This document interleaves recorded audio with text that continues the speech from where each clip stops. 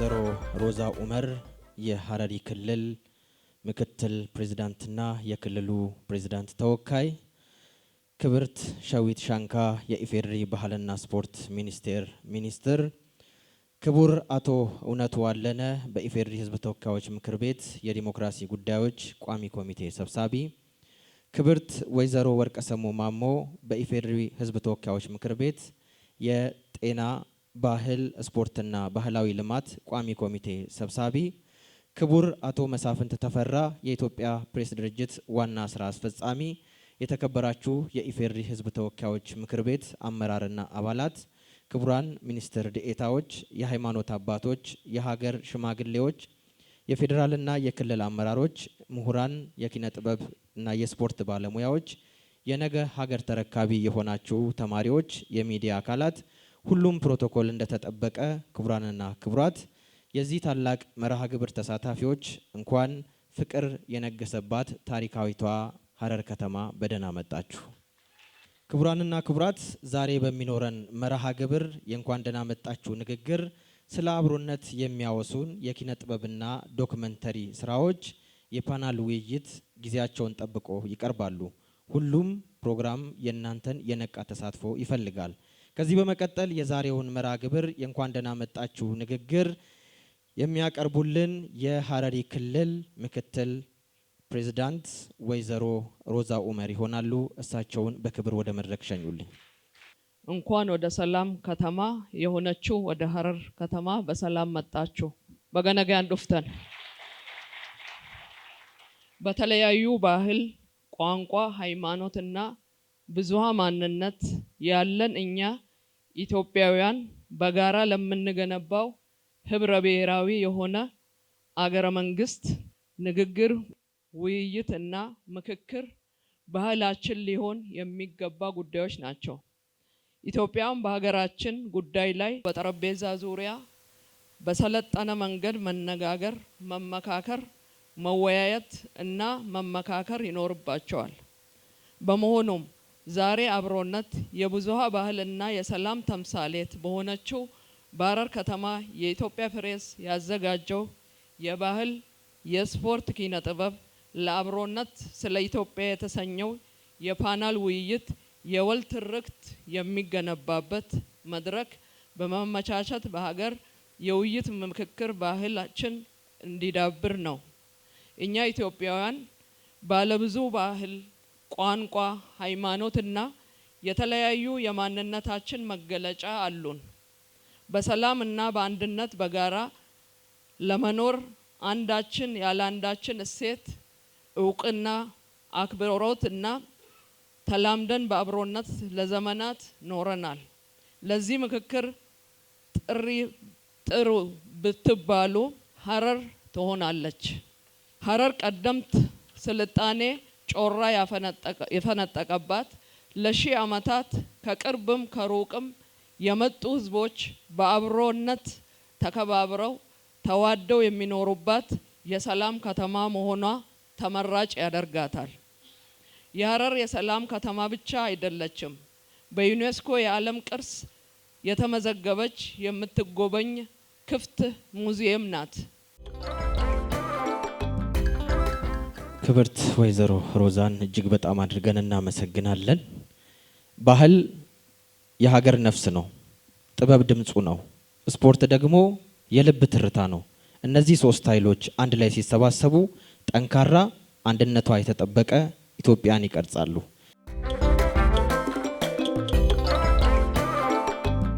ዛሬ ውይይት የምናደርገው ርዕስ ባህል፣ ኪነ ጥበብ፣ ስፖርት፣ አብሮነት ስለ ኢትዮጵያ የሚል ትልቅ አገር ግንባታ ሂደት አስተዋጽኦ የሚያደርግ በኢትዮጵያ ጉዳይ ለመምከር ነው የመጣ ነው። የመጀመሪያ ጽሑፍ የሚያቀርቡት ክቡር አቶ ይኩኖ አምላክ ብዝሃ ባህል በሚል ርዕሰ ጉዳይ ላይ ያቀርቡ እድል ይሰጣሉ። አመሰግናለሁ። አንድ ሰው የብዙ ህዋሳት ጥርቅም ነው። ህዋስ ማለት ተንቀሳቃሽ ራሱን የቻለ አካል እንደማለት ነው። ይህም ምን ማለት ነው? በቅርጽ፣ በመጠን፣ በተግባር የተለያዩ ቅንጣቶች ተባብረው የሚያቆሙት ፍጥረት ነው። ቋንቋ በባህሪው ለማህበር ነው የተፈጠረው። ቢሆንም ግን የጎሳውን ቀበልኛ ያጠናል። አንድ ሰው ቀበልኛ ነው የሚባለው ቃሉ ራሱ። ከዛ ዘዬ ከፍ ሲል ዘዬ ይባላል። ከዘዬ በኋላ የጎረቤቶቹን የገበያተኞቹን ቋንቋ ያውቃል። ቋንቋ ወደሚል ከፍ ይላል። ከዛ አልፎ የሱ ጎሳ ወይም የሱ ቤተሰብ ከሚናገሩት ውጭ ሌሎች የሚያገኟቸው ሰዎች የሚናገሩትን ቋንቋ ይጨምራል። ስለዚህ ልሳነ ብዙ ወደ ማለት ይመጣል። አንዳንድ ቋንቋዎች ራሳቸው ቋንቋው ራሱ ሲፈጠር ከዚህም ከዛም ቃላት ይሰበስብና ውሁድ ሆኖ የልሳነ ብዙ መገለጫ ይሆናል። ለምሳሌ ትልልቅ ቋንቋዎች አማርኛ፣ አፋን ኦሮሞ፣ አረብ፣ እንግሊሽ እነዚህ በሙሉ ቃላታቸውን አውጥተን ስንት ፐርሰንቱ ከየት የተወሰደ መሆኑን ብናይ ጥርቅም ናቸው። ልክ እንደ መንገድ ከየቤቱ ከየጎሳው ተሰባስበው የተጠራቀሙ ነገሮች ናቸው። ስለዚህ ቃላት ማለት መልካቸውን እየቀየሩ ትንሽ እየቀየሩ አሁን ለቅድም ዶክመንተሪ ላይ አባ እንደተናገሩት ሰላም፣ አሰላሙ አለይኩም፣ ከዛ ደግሞ ሻሎም እነዚህ በሙሉ ኮግኔት ይባላሉ። ትስስር አላቸው። ከአንድ ቃል የመጣ ናቸው። የኛው ሰላም በላይህ ላይ ይሁን ይላል፣ የኛው ሰላም ይላል በጥቅሉ፣ ያኛው ሻሎም ሰላም ማለት ነው እና ተመሳሳይ ድምፅ መሆኑን እናያለን።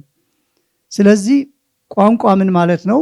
ከእያንዳንዱ ሰው የሚወጡ ሐሳቦች የሚገለጹበት የትርጉም ትስስር የሚፈጠርበት የጋራ ሀብት ነው ሊባል የሚችለው። ስለዚህ ምንድነው የሚያሳየን? ልዩነት አይደንቲቲ፣ ልዩነት ሳይሆን ልዩ መሆን ከአንድ ሰው አካል በአንድ ሰው አካል ውስጥ ካሉ ነገሮች ተነስቶ እስከ ላይ ድረስ ብናየው በጣም ቀላል ሐሳብ ነው። በተፈጥሮም የተሰጠን ነገር በመሆኑ ቀና ነው። ለምን ያኛው ከኔ የተለየ ተባብለን መሟገት የለብንም። ይልቁም በጣም ችግር የሚፈጠረው በጣም አንድ አይነት ከሆነ ነው። አንድ የአረቦች ቀልድ አለ። መካ የሄዱ ሁለት ሰዎች፣ ሁለቱም አረቦች ናቸው። ለአምልኮቱ ስርዓት ሲሉ ተላጭተዋል እና እንደ አጋጣሚ አንድ የእንግዳ ማሳደሪያ ውስጥ ይገባሉ። ቀድሞ የገባው አብዱ እባላለሁ አንተስ ማነህ ሲለው አብዱ ነኝ እኔም። እንዴ አንተም አብዱ ነህ? አዎ። ሁለታችንም ተላጭተናል? አዎ። ሁለታችንም ነጭ ለብሰናል? አዎ። እንግዳው ነገ እኔ የትኛው አብዱ አንተ የትኛው አብዱ እንደሆንክ እንዴት አድርገን ልንለይ ነው? ይሄ እንግዲህ ኮንቴክስቹዋሊ ሲወሰድ ምን ማለት ነው? ኤግዛክትሊ አላይክ ብንሆን በጣም ተመሳሳይ ብንሆን የከፋ እንቸገር ነበር። ስለዚህ ልዩነት ለተግባራችን ለማንነታችን ምቹ ሆኖ የተፈጠረ ነው። ነገር ግን ታዲያ ምንድነው ችግሩ? ልዩነታችንን ለመቀበል እስከ መሰባበክ ድረስ ለምን መጣን? አሁን ይሄ እየተሰባበክን ያለ ነው። ልዩነታችንን እናክብር እንደዚህ የሚባለውን ደረጃ ላይ ለምን ደረስን የሚለውን ጥያቄ ባጭሩ ለማንሳት ፈልጋለሁ። አንደኛ ችግሮች ስላሉ ነው። ስንደባለቅ የጋራ ሀብት እናፈራለን፣ አፍርተናል። የሁሉም ሀገሮች ችግር ነው፣ የኢትዮጵያ ብቻ ችግር አለም። ይሄ ያን የጋራ ሀብት በጋራ ለመጠቀም ያለመቻል ነው አንዱ ትልቁ ችግር። ከዚህም የተነሳ ያሉንን የንዑስ ሀብቶች የንዑስነት ሀብቶች ሳንሰጥ ከወል ሀብት ላይ ከጋራው ሀብት ላይ ለመውሰድ የምንፈልግ ብዙዎች አለን። ስለዚህ የመቀራመት ችግሮች ቀናውን የብዝሃት መንገድ የብዙነት መንገድ በጣም ውስብስብና አስቸጋሪ ያደርጉታል ማለት ነው። ይሄ አንዱ ዋናው ችግር ነው። ከዚህ ጋር ተጨምሮ የሚታሰብ ሌላ ችግር በንዑስ ማንነት በኩል የሚሰጡ ዳረጎቶች አሉ። እነዚህን ዳረጎቶች ለመዳረግ እነዚህን ጥቅማጥቅሞች ለመውሰድ መንግስት ጥቅማጥቅም የሚል ቃል አለው በነገራችን ላይ። እነዚህን ጥቅማጥቅሞች ለመውሰድ የንዑስ ማንነትን የሙጥኝ ማለት እና የዛ ወኪል ሆኖ የመውጣት ደግሞ ትግሎች አሉ። እኔ ነኝ የዚህ አካል፣ ስለዚህ ለዚህ ቡድን፣ ለዚህ ቀበሌ፣ ለዚህ ጎሳ የሚገባውን ድርሻ ድርጎ የምወስድ እኔ ነኝ የማለት አዝማሚያዎች ናቸው ትልቁንና ቀናውን በህይወታችንም በተፈጥሮም በባህልም ያለንን ስብጥር አስቸጋሪ ለማስተዳደር አስቸጋሪ ያደረገው ነጥብ። ስለዚህ ይህ ንዑስ ማንነትን የሚጠብቁ ፖሊሲዎች ተበረታተዋል። በጣም የሚያሳዝነው ነገር ደግሞ ፖሊሲዎቹን የሚቀምሩት ፊት አውራሪዎቹ ደግሞ ከራሳቸው ጎሳ አልፈው ብሔራዊ መሆን ጥቅሙን ያውቃሉ። ከብሔር አልፎ ህብረ ብሔራዊ የመሆንን ጥቅም ያውቃሉ። ከህብረ ብሔራዊ አልፎ ዓለም አቀፋዊ የመሆንን ጥቅም ያውቃሉ። ስለዚህ ቋንቋቸውን ያውቃሉ፣ የሀገር ቋንቋ ያውቃሉ፣ የአህጉር ቋንቋ ያውቃሉ። ከአህጉር አልፎ የዓለም አቀፍ ቋንቋዎችን ትልልቁን አውራ ጎዳና ይይዛሉ ማለት ነው። ስለዚህ ለዚህ ሁሉ የሚያበቃቸውን ስንቅ ይይዛሉ። ነገር ግን ብዙሃኑ ግን ያችን የወጣባትን ንዑሱን ባህል ብቻ አጥብቆ እንዲይዝና የእሷ ተሟጋች ሆኖ እንዲቆይ ለማድረግ ይሞክራሉ። ባጭሩ ብዙሃኑ ንዑስ እንደሆነ እንዲቆይ፣ ከብዙሃኑ የተውጣጣው ልሂቅ ግን የብዝሃ ማንነት ሀብት ተጠቃሚ እንዲሆን ነው የተሰራው። ስለዚህ ይሄ ችግርን ብቻ ጠቁመን የምናልፍበት መድረክ ስላልሆነ እና ምን ይሁን ብለን ስንል በአንድ አረፍተ ነገር ወይ በሁለት አረፍተ ነገር የማጠናቀቀው ነጥብ ብዝሃ ባህል የተፈጥሯችን አካል የሆነውን ያክል የትምህርታችንም አካል መሆን አለበት፣ የንግዳችንም አካል መሆን አለበት፣ የቋንቋችን አካል መሆን አለበት፣ የማንነታችን አካል መሆን አለበት። ይህ እንዲሆን በጥሩ ህጎች ሊጠበቅ ይገባል፣ ሊበረታታ ይገባል።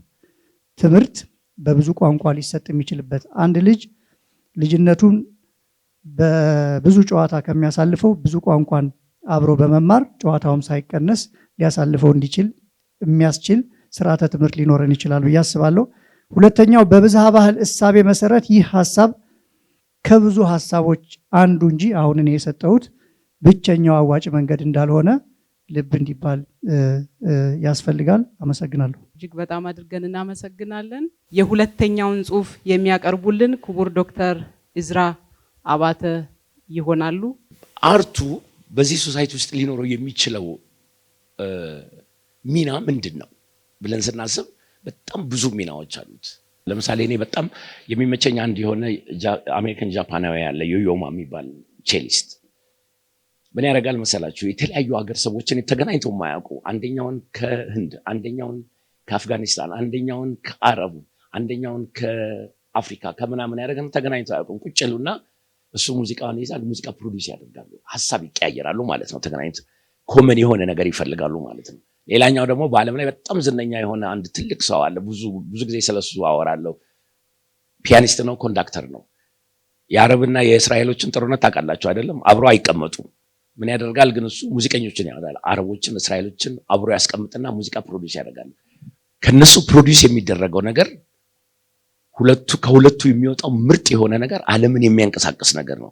በሁለቱ መካከል ያለውን ኮንፍሊክት ምን የሚያደርግ ነው? የሚሽር ነው። ያ እውነተኛው የመልቲካልቸራል እውነተኛ ኮንሴፕት ነው። በሌላ አነጋገር እኛ ኢትዮጵያውያን ግን ምንድን ነው ያለን?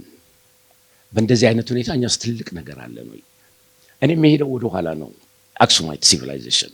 ከዛ በኋላ የላሊበላ ዛጉዌ ዳይናስቲ ምናምን፣ ይሄ ሂስቶሪካል የሆነው ነገር፣ ይሄ ነገር የሰሜኑ ነው ወይ? ኖ። እያንዳንዱ ነገር እያንዳንዱን ኢትዮጵያዊ እያንዳንዱ የኢትዮጵያዊ ኤሌመንት ያለበት ነው። that is our common value ለኔ። አይኮኖግራፊው፣ አርኪቴክቸሩ፣ ሙዚቃው ያሬድን መውሰድ እንችላለን። ትልቋ ቤተክርስቲያን ያላት አንድ ፕሮዳክሽን ማለት ነው። ከእምነት ጋር ብቻ አይደለም የሚሄደው፣ ከኢትዮጵያዊነት ከማንነት ጋር ነው። በጣም ብዙ ነገሮች አሉን። እነዚህ ነገሮች አሁን ለምሳሌ እንደ ቀላል ነገር ላሊበላን ወሰዱ። ላሊበላ ጋር ያለው ነገር የክርስትና እምነት መገለጫ ብቻ አይደለም። ብዙዎቹ ነገሮች ውስጥ ገብታችሁ ብታዩ የዛን ዘመን የኢትዮጵያዊነት መገለጫ ነው። የሰሜኑ፣ የደቡቡ፣ የምዕራቡ፣ የምስራቁ። እነዛን ኮመን ቫልዩዎች ግን ወደ ፊት ለፊት ማምጣት ያልቻልንበት ምክንያት ምንድነው? ፖለቲካሊ ቻርጅ ሆኖ ነው ምናምን፣ እሱ ሌላ ነገር ግን ምሁራኖች እነዚህን ወደ አንድ የሚያመጡበት መንገድ መፈለግ መቻል አለባቸው። ይቺ ሀገር የሙዚቃ ሄሪቴጇ ወይም ደግሞ የፋይን አርቱ፣ የቲያትሩ በእነዚህ ብቻ ናቸው ወይ? ነው። ሊትሬቸሩ፣ ፖለቲክሱ በኢትዮጵያ ውስጥ በተለይ ፓን አፍሪካኒዝም ላይ በጣም ከፍተኛ የሆነ ዶሚናንት የሆነ ነገር ለሌላው ዓለም ሰጥተናል። ቴክ ማርክስ ጋርቬል ለምሳሌ ቀዳማዊ ኃይለ ሥላሴ በነበሩበት ዘመን ያንን የጥቁር እንቅስቃሴን ይዘው በተነሱበት ጊዜ ኢትዮፒክ የሆነ ኤሌመንቱ ያ ሶሳይቲን ኮሄዥኑን በሶሳይቲ ውስጥ ትልቅ አንድነትን ማንነትን ማለት ኮመን የሆነ ቫልዩን የሚፈጥር ነገር ነውና እቺ ሀገር ብዙ ነገር ነው ያለን ግን ያለውን አጠገባችን ያለውን ምንድነው የሚባለው ሚነራል እንዴት ቆፍረን እንደምናወጣ አለማወቅ ትልቁ ችግራችን ነው አይ ቲንክ ያ ምንድነው ቮካል የሆኑ ሰዎች ወይም ደግሞ መናገር የሚችሉ ምላሳቸው ተደማጭነት ያለው ሰዎች ቀድመው ብዙ ነገር ስለነገሩ ያንኛው ገዢ ሐሳብ ሆኖ ያኛው ስለገዛን ነው አጠገባችን ግን በጣም ብዙ ሪሶርስ አለ ያ ሪሶርስ ለምሳሌ ኢትዮጵያ ውስጥ ይሄ እዚህ አሁን ባለው ሁኔታ ብዝሃ ማንነትን መፍጠር ብዝሃ ማንነትን ማለት ያ ብዝሃ ማንነትን ግን ሪኮግናይዝ አድርጎ ያንን ፕራክቲስ ማድረግ የምናደርገውን ነገር አለማጥፋት በዛ ነገር ውስጥ መኖር መቻል ከፍተኛ የሆነ ስራ መሰራት ያለበት ነገር ነው አመሰግናለሁ እጅግ በጣም አድርጌ አመሰግናለሁ ቆንጆ አድርጎ ዶክተር ስላቀረበልን ሶስተኛ የሚቀርበው ዘርፍ ስፖርት ነው የጽሁፉ አቅራቢ ዶክተር ወገነ ዋልታ ንጉስ ይሆናሉ እንግዲህ ሰው ልጅ በተፈጥሮ ገና ከእናቱ ማህፀን ሲወጣ የመወዳደርና የማሸነፍን በራስ የመቆምን ባህሪ ተላብሶ ነው የሚወጣው ይሄንን ባህሪ ነው ስፖርት ካልቲቬት የሚያደርገው ስፖርት የሚያጎለብተው ይሄንን ባህሪ ነው በራስ መቆምን መወዳደርን ማሸነፍን እነዚህንና የመሳሰሉትን እሴቶች ነው እያጎለበተ በህብረተሰብ ውስጥ ይሄንን እያሰረጸ የሚሄደው እነዚህን በመናደርግበት ወቅት ማሸነፍ የሚለውን ለብቻው አይደለም የሚያስበው አንድ ስፖርተኛ ማሸነፍን ለብቻው አይደለም ኮንሲደር የሚያደርግ ማሸነፍ ይሁንም የሆነው አብሮት ተገዳዳሪ መኖር እንዳለበት ያምናል ያ ተገዳዳሪ ለመኖሩ ደግሞ የሱ ክብር መስጠት ትልቅ ዋጋ አለው ለዛም ነው ስፖርት በአብዛኛው አንድነት ነው ትብብር ነው አብሮ መስራት አብሮ መውደቅ አብሮ መነሳት ነው የምንለው ለዛ ነው ስፖርትን መወዳደር ከማን ጋር ብለን ስንጠይቅ ማሸነፍ ማንን ብለን ስንጠይቅ ከሌሎች ሰዎች ጋር ከሌሎች ተመሳሳይ አካላት ጋር ብለን የምንወስደው አካላዊ ጠቀሜታውን አእምሮአዊ ጠቀሜታውን በአብዛኞቻችን እናውቀዋለን ማህበራዊ ጥቅሞቹ ላይ ነው ምናልባትም ኤክሰርሳይሶች የሚጎሉን ብለን እናስበው ይሄንን ኤክሰርሳይዝ ስናደርግ የምንሄድባቸው መንገዶች ስፖርቱ የሚጠይቀውን ነው ትልቁ የስፖርት ሞቶ ስፖርት ከፖለቲክስ ከዘር ከሃይማኖት የነጻ ነው ይሄ በየትኛውም ዓለም ላይ የሚተገበር ለዛም ነው ስፖርት የዓለም ቋንቋ ነው የሚባለው ይሄንን ዓለምን አንድ ያደረገው ስፖርት ሀገራችንን አንድ የማድረግ አቅም በደንብ እንዳለው እናምናለን አሁንም ክለቦቻችንን ማየት ይቻላል በትንሹ በጥቂቱ ሁላችንም የምናየው ታላቁን ሩጫ መመልከት በቂ ነው ዝም ብለን በቴሌቪዥን መስኮት ብናየው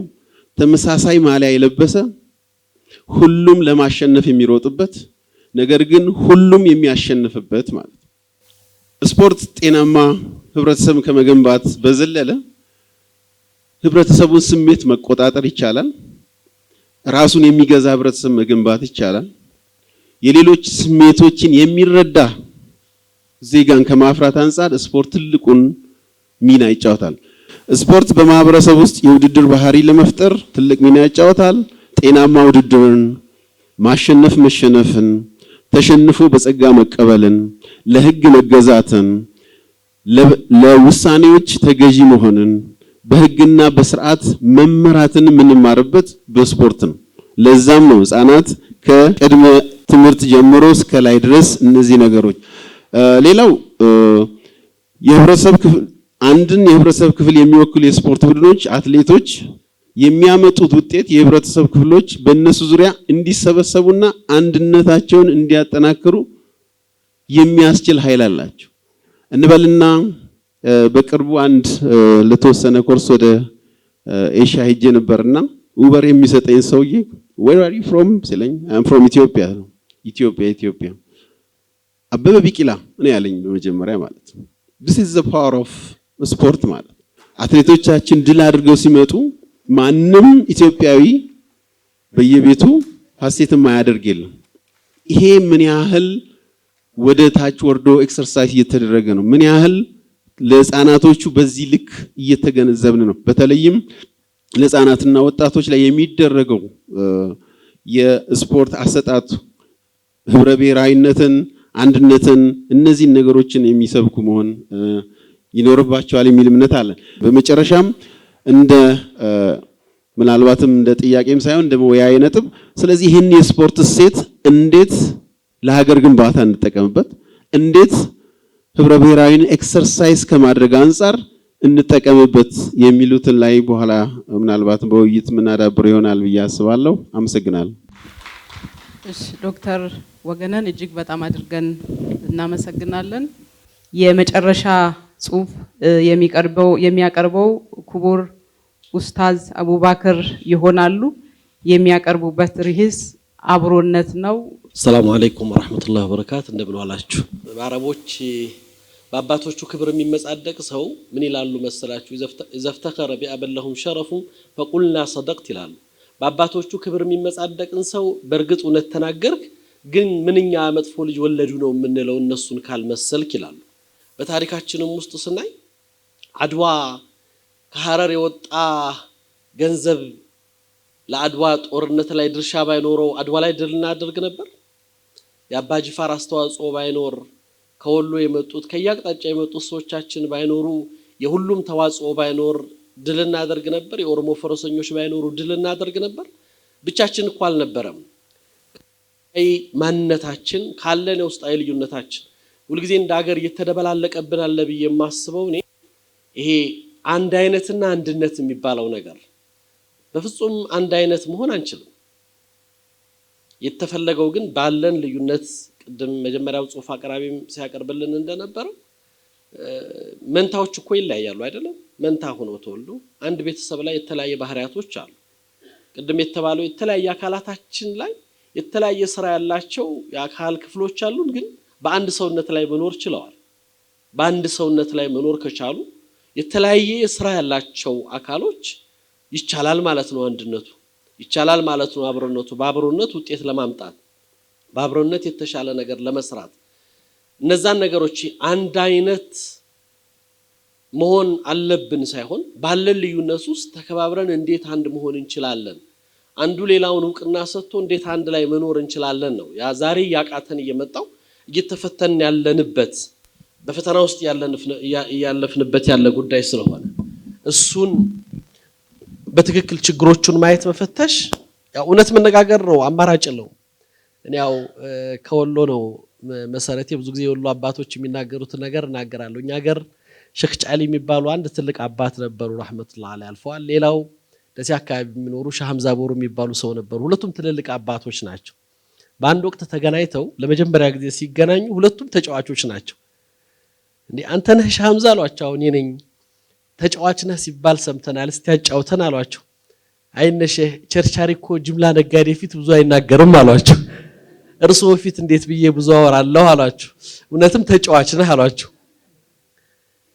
እስቲ ያጫውተን ሲሉት እንግዲህ እርስዎ ካሉ ምን አደርጋለሁ፣ ሰባቱን ሰማይ ስድስቱን መሬት በፈጠረው ጌታ። በእስልምና አስተምሮት ያው ክርስትናም ውስጥ ስለ ሰባት ቁጥር ብዙ ነገር ታውቃላችሁ። በእስልምና ሰባት ሰማይ ሰባት መሬት አለ ነው። ሰባቱን ሰማይ ስድስቱን መሬት በፈጠረው ጌታ ብለው ሲጀምሩ እንዴ ቆይ አሉት። መሬት ከመቼ ወዲህ ነው ስድስት የሆነው ሲሉት አንዱንማ በዳዮቹ እየተጫወቱበት ነው ብዬ ነው፣ እሱ አይቆጠርም አሏቸው።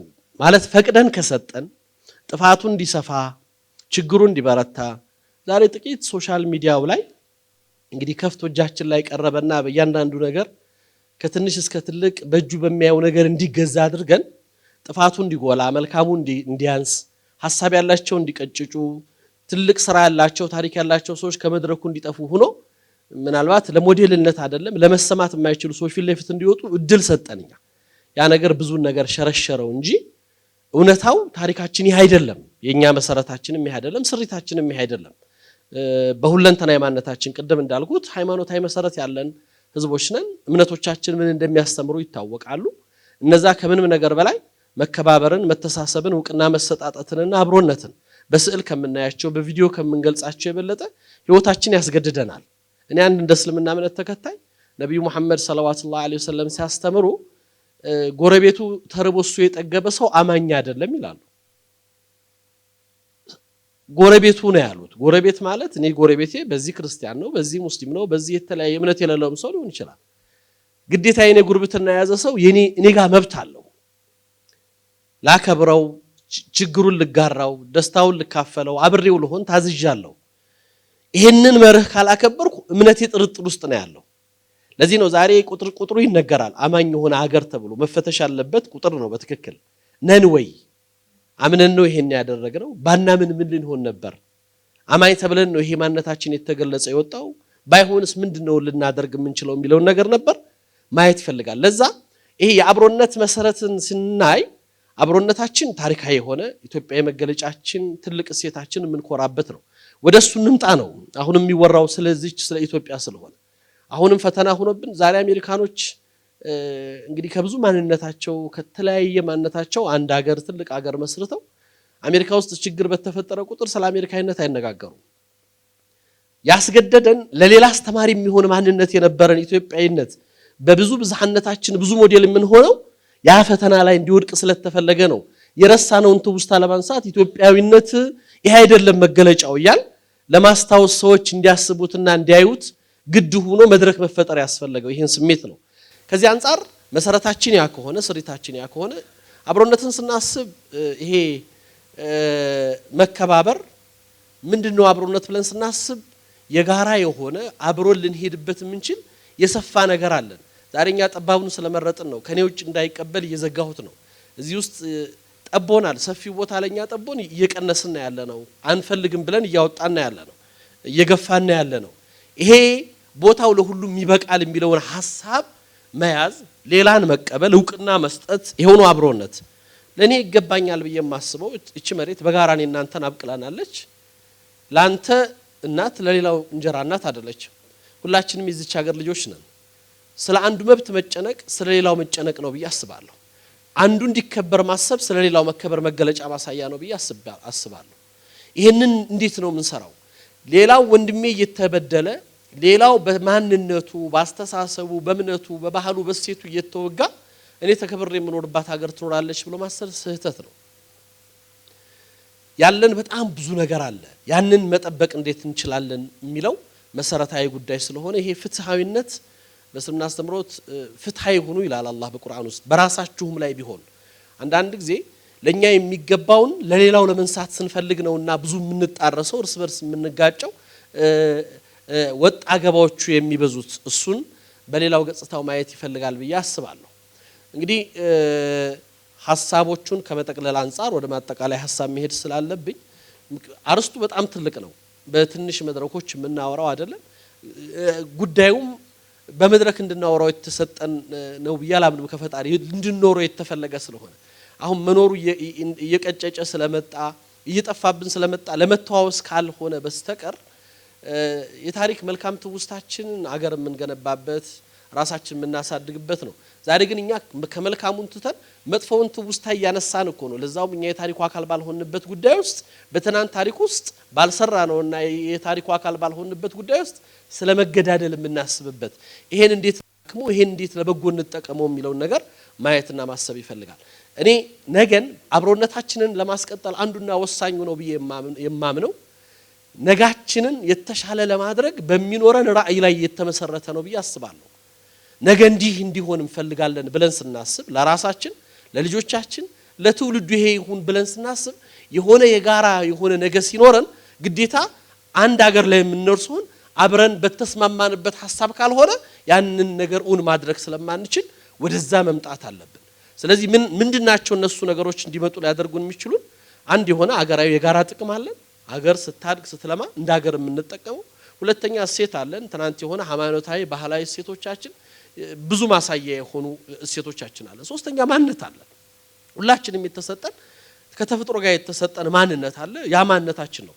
ሁሉም ለራሱ እውቅና ክብር ቦታ የሚፈልጉ ነገራቶች እነዚህ ነገሮች እንዴት አድርገን እናስጠብቃቸው? የተሸረሸሩ የመጡት እነሱ ስለሆነ ያን የምንፈልገው ነገር ለመገንባት ወደ ውጤት ለማምጣት የምንሄደው በዛ መስመር ስለሆነ ስለዚህ እጅ ለእጅ ተያይዘን እጅ ለእጅ አንዱ ለአንዱ እኔ እሱ እኔ ካልሆነን ወይም ደግሞ ያለሷኔ አንችልም ብለን ካላመንን ነጋችንን መስራትም አብሮ ሀገር ማሳደግም የተሻለ ነገር ማምጣትም እሴት ሲባል ዛሬ እኮ ቅድም ሲገለጽ የነበረው በስፖርቱ በሌላው ጉዳይ ውጭ ሀገር ላይ ሄደን እኔ የምገልጸው ወሎዬ ነኝ ወይም ደግሞ አማራ ነኝ ወይም ኦሮሞ ነኝ ብዬ አይደለም የምገልጸው ኢትዮጵያዊ ነኝ ብዬ እኮ ነው የምገልጸው ሌላ ምን መገለጫ አለን ስንወጣ እኮ ኢትዮጵያዊ ነን ሌላ ስም አይኖረንም ከኢትዮጵያ ውጭ የምንታወቀው በኢትዮጵያዊ ማንነታችን ነው ኢትዮጵያ ስንል ደግሞ በሁለንተናዊ ቀለሟና ከለሯ ነው ያንን ማንነታችንን ኢትዮጵያን ስንገልጽ ባህሏን ያገራይ ማንነቷን ምን እስቲ ስለ ኢትዮጵያ ንገረኝ ብሎ አንድ የውጭ ዜጋ ውጭ አግኝተው ነው ቢያናግረን እንዲህ አይነት መልካም ምድር አለን እንዲህ አይነት ባህል አለን እንደዛ አይነት ቋንቋ አለን እንደዛ አይነት አለን ብለን ነው የምንገልጸው የሆነ ጎጥ የሆነ ጠርዝ ላይ አንቆምም ልንቆም አንችልም ያ ከሆነ አልገለጽነውም ኢትዮጵያዊ የሚለው መግለጽም ስለማንችል ያስገድደናል ያ ውጭ ላይ ያለውን ስሜት መግለጽ እዚህ ላይ መኖር እንዴት ተሳነን ነው ዛሬ ያንን ነገር ነው ለማምጣት ለመስራት ግዴታ ኃላፊነታችን እንወጣ እነዚህ አይነት መድረኮች ይሄን የጠፋውን ትውስታ በማስተካከል ወደ መሰረቱ መምጣት አማራጭ የሌለው መፍትሄ ስለሆነ እሱ ላይ መድከም እሱ ላይ መልፋት አላህ እኛ በስልምና አስተምሮት በቁርአን ውስጥ ሰው ልጆችን ስንፈጥራችሁ እኩል ናችሁ ይላል ማለት እንደ ነብዩ መሐመድ እንደ ጸጉር ማበጠሪያ ጥርስ እኩል ናችሁ አንዱ ካንዱ የሚበልጥበት እዚህ ውስጥ ከአፈር ውጭ በብር ወይም በወርቅ ማዕድን የተሰራ ሰው የለምች ሁላችንም አፈር ነው መሰረታችን እንደምነታችን እኔ ከዚህ ነኝ ይበልጣለሁ የሚል ሰው ሊመጣ አይችልም ምንም አይነት ለራሱ የሰጠውን ክብርና ቦታ ቢሰጥ መነሻችንም አፈር ነው መመለሻችንም አፈር ነው ሌላ ቦታ የሚገባም ሰው የለንም ከመነሻችን እስከ መድረሻችን የሚታወቅ ስለሆነ ይሄ ማንነት ከሆነ ያለን እዚሁ ላይ ከሆነ የምንሰበሰበው እንዴት ነው ይሄን አስጠብቀንና የተሻለ ለጋራ መልካም ነገር አድርገን የምናስቀጥለው የሚለው መሰረታዊ ነገር ስለሆነ ያን ልናስቀጥል የምንችለው በመልካም ነገር በመተባበር በክፋት ባለመተጋገዝና ባለመተባበር ዛሬ ላይ ፈተናው ግን ክፋቱን የሚያጎላ መልካሙን የሚያኮስስ ትውልድ በዛና ሚዲያው ያንን ነገር አጥፍቶ ታሪካችንን አጠልሽቶ ወይም ሸፍኖ በተለየ የኛነት መገለጫ ባልሆኑ ጉዳዮች ፊት ለፊት እንዲወጡ ስላደረግናቸው ናቸው ይሄ ይበቃል የኛ ማንነት አይደለም ብለን ወደዛ መሰረት መምጣት የሁላችንም ኃላፊነት ስለሆነ አብሮነታችንን ማስቀጠል የምንችለው ዛሬም እኛ አቋም ይዘን የቤት ስራዎቻችን ለመስራት ወስነን ስንንቀሳቀስ ብቻ ነው የሚል ሐሳብ አለኝ አመሰግናለሁ እሺ ክቡር ኡስታዝን እጅግ በጣም አድርገን እናመሰግናለን እኛ ብቻ ከምናወራ ከባለቤቶቹ ደግሞ ለእናንተ እድል ሰጥተን እናንተ የምትሰጡትን ግባት ምን ብናደርግ ይሻላል ምን ቢሆን ነው የተሻለ ነገር ማድረግ የምንችለው ምን ብንሰራ ነው ለልጆቻችን የተሻለች ኢትዮጵያን ማስረከብ የምንችለው ከያንዳንዳችን ምንድነው የሚጠበቀው ሚና በሚል ላይ እድሉን መውሰድ ትችላላችሁ